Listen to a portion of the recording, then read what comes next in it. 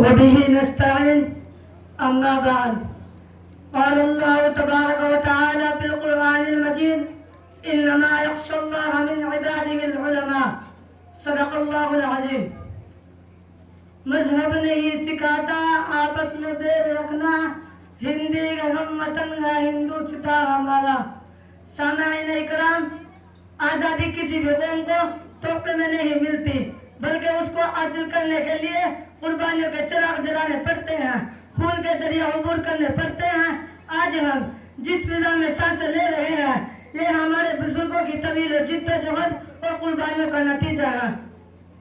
ہندوستان کی جنگ آزادی ایک ایسی داستان ہے جو مذہب اور فقہ کی دیواروں کو توڑ کر ایک قوم بننے کا پیغام دیتی ہے. اس مٹی کے ہندو اور مسلمان، سکھ اور عیسائی سب نے مل کر غلامی کے اندھیروں کے خلاف روشنی کی شمع جلائی. 1857 کی جنگ آزادی کو ہی لے لیجئے. دہلی میں بہادر شاہ ظفر نے آخری مغل بادشاہ ہونے کے ناطے بغاوت کا پرچم بلند کیا.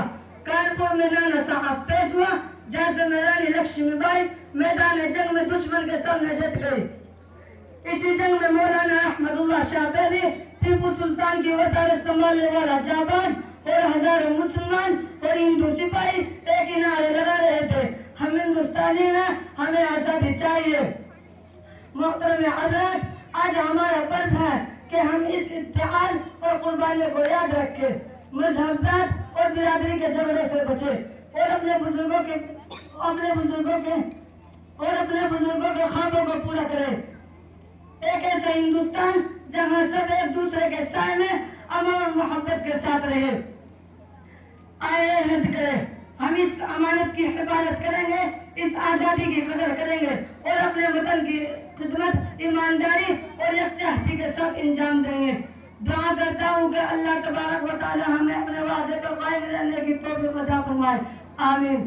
وآخر دعوانا ان الحمد للہ رب العالمین.